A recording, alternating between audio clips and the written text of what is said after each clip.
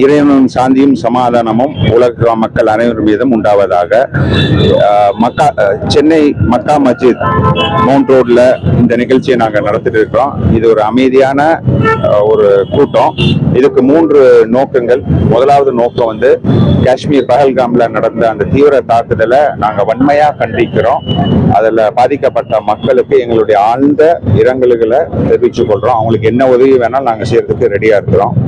ரெண்டாவது வந்துட்டு பொதுவாக வந்து முஸ்லிம்னாலே ஒரு தீவிரவாதிகள், பயங்கரவாதிகள் அப்படின்னு சித்தரிக்கப்படுறாங்க. இதுல குரான்ல இருக்கிற ஒரே ஒரு வசனத்தை மட்டும் நான் சொல்லிடுறேன். குரான் தெளிவா சொல்றது, யார் ஒருவர் ஒரு உயிரை காப்பாற்றுகின்றாரோ அவர் முழு உலகத்தையும் காப்பாற்றியவர் போன்றவர் ஆவார். யார் ஒருவர் ஓர் அப்பாவி உயிரை எடுக்கின்றாரோ அவர் முழு சமுதாயத்தையும் போன்றவர் ஆவார் அப்படின்னு சொல்லுது. அப்ப இதுல இருந்து தெளிவா புரியுது, எந்த முஸ்லீம் எந்த காரணத்துக்காக வேண்டிய இன்னொரு உயிரை எடுக்கிறதுக்கு உரிமை இல்லை. இன்னும் சொல்ல போனா அது வன்மையா குரான்லயே கண்டிக்கப்பட்டிருக்குது.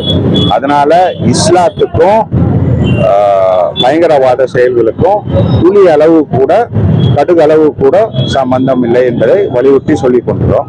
மூணாவது வந்து இந்திய முஸ்லிம்கள் ஆகிய நாங்கள் இந்திய திருநாட்டினுடைய இறையாண்மை, ஒருமைப்பாடு மற்றும் மத சார்பின்மையை அன்றும் இன்றும் என்றும் போற்றுவதற்கு நாங்கள் நிச்சயமாக உழைப்போம், எல்லா ஒத்துழைப்பையும் கொடுப்போம் என்று கூறுகின்றேன், உறுதியளிக்கின்றேன்.